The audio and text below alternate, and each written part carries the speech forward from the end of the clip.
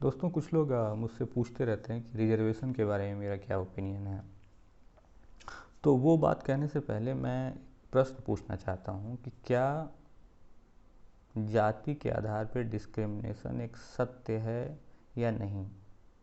क्या वास्तव में हम देख रहे हैं या नहीं कि जाति के आधार पर डिस्क्रिमिनेशन हो रहा है। इसके लिए मैं एक एग्जांपल दूंगा कि कुछ जहाँ पे जैसे सेक्रेटरीज के जो पद होते हैं या इवन जो आईआईटीज़ के डायरेक्टर, एनआईटीज़ के डायरेक्टर, वाइस चांसलर, ये सब जो पद होते हैं जहाँ पे रिजर्वेशन नहीं है, जहाँ पे योग्यता भी नहीं है। कहने का मतलब है कोई रिटन टेस्ट कुछ नहीं होता, बस लिखा हुआ एक कि 10 साल वो कहीं प्रोफेसर होने चाहिए। इन्होंने कोई पैरामीटर तक नहीं बनाया हुआ है कि किस पैरामीटर के आधार पर किसी को वीसी बनाया जाएगा। मतलब कि ये कहीं ना कहीं अपॉइंटमेंट पॉलिटिकल होते हैं। यहाँ आप देख लीजिए कि कौन लोग हो रहे हैं, वो किन जातियों से आते हैं, और आपको समझ में आ जाएगा कि जाति की वजह से आपको क्या फ़ायदा मिलता है और दूसरी जाति के होने से आपको क्या नुकसान होता है। तो मेरा ये कहना है कि अगर जाति के आधार पर डिस्क्रिमिनेशन एक सत्य है हमारे देश में, तो रिजर्वेशन जस्टिफाइड है। अगर जाति की एक विशेष जातियों की होने की वजह से आपको एडवांटेज है और कुछ दूसरी जातियों के होने की वजह से आपको डिसएडवांटेज है, तो रिजर्वेशन जस्टिफाइड है। और भारत में एक सच्चाई है, इसको झुठलाया नहीं जा सकता। हम झुठलाना चाहें तो जो भी ये कि हिपोक्रेसी होगी, इससे कोई फ़ायदा नहीं है। तो कहीं ना कहीं हम जो है इवन रिजर्वेशन की ज़रूरत ही ख़त्म हो जाए, अगर जातिगत डिस्क्रिमिनेशन ख़त्म हो जाए, जातिगत आइडेंटिटी ख़त्म हो जाए, कौन किस जाति का है इसका मतलब ख़त्म हो जाए, लेकिन ऐसा हो तो नहीं रहा है।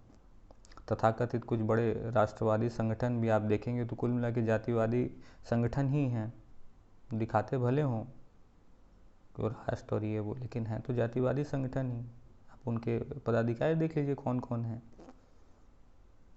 तो कुल मिला के यहाँ पे इवन संगठन भी जो है जातिवादी संगठन है। इवन पार्टियाँ आप देख लीजिए, आप कह सकते हैं कौन किस पार्टी क्या है। तो जब तक इन चीज़ों को नहीं दूर किया जाता, रिजर्वेशन मेरे हिसाब से जस्टिफाइड है। उनकी विसंगतियाँ जो भी हों, कि इनफैक्ट ऐसा भी केस हुआ है कि कई लोग जनरल कैटेगरी में हैं, उन्होंने फर्जी सर्टिफिकेट बनवा के सीटें ली या नौकरी ली, इस तरह की बातें भी हैं।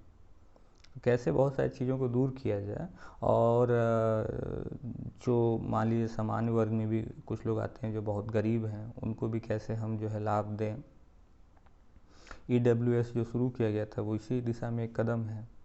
तो इस तरह की बातें हैं, लेकिन जाति के आधार पर डिस्क्रिमिनेशन एक सत्य है, इसको झुठलाया नहीं जा सकता। हम सब ने देखा है। कोई कहता है कि वो नहीं देख रहा है, तो इसका मतलब वो वास्तव में या तो ज़्यादा कुछ देख नहीं रहा है, महसूस नहीं कर रहा है, वो सोसाइटी से एक तरीके से कटा हुआ है।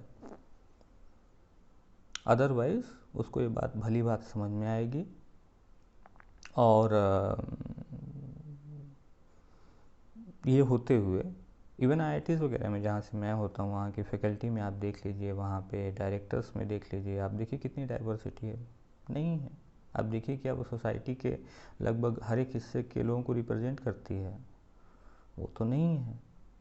और रही बात ये कि ऐसा तो है नहीं कि किसी भी जाति को वहाँ पे भी अगर आप ध्यान दें, सुविधा दें, तो वो कोई वो पढ़ लिख के वो ज्ञानी नहीं बनेगा।